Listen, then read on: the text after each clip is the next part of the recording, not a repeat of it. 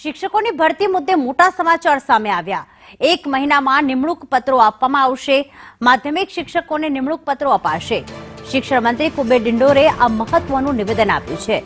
શિક્ષકોની ભરતીમાં જ્યારે વિલંબ થઈ રહ્યો છે ત્યારે 1 મહિનાની અંદર બધી જ ભરતી ઝડપથી પૂર્ણ કરવા શિક્ષણ મંત્રી કુબેર ડિંડોરે બાહેધરી આપી છે અને કહ્યું છે કે 1 મહિનાની અંદર જ નિમણૂક પત્રો એનાયત કરી દેવામાં આવશે। કેટલાક લોકો જે છે પોતાની સસ્તી લોકપ્રિયતા માટે આ વસ્તુ કરવાના છે। આપણે જે 24,700 જેટલી ભરતીઓ તબક્કાવાર આપણે કરી રહ્યા છે।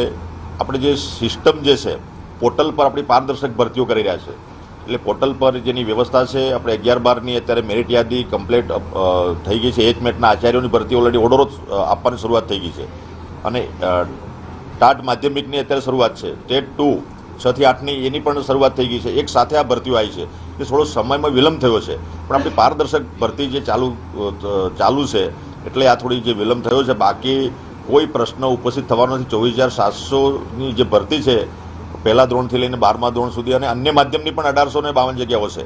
એ તમામ ભરતીઓ આ 1 મહિનામાં આપણે મિત્રો પૂરી કરવાના છે, એટલે કોઈ પ્રશ્ન ઉપસ્થિત થવાનો નથી। હા, થોડો વિલંબ થયો છે, વાત સાચી છે। બાકી એ ભરતીઓ સમયસર પૂર્ણ થવાની છે। પારદર્શક ઓનલાઈન ભરતીઓ છે, મેરિટ પ્રમાણે છે, એટલે કોઈ એમાં શંકાને સ્થાન નથી। HMATના આચાર્યોની ભરતી થઈ છે, એમને ઓર્ડરો આપવાના શરૂ છે અને માધ્યમિક અને ઉત્તર માધ્યમિક અને ગવર્મેન્ટ સરકારી સ્કૂલોની પણ ભરતી સાથે સાથે આપણે લીધી છે। એટલે ટૂંક સમયમાં મેરિટના આધારે પ્રમાણપત્રોનું વેરિફિકેશન થશે। વેરિફિકેશન થયા પછી એમને ઓર્ડરો આપવાનું શરૂઆત થઈ જશે।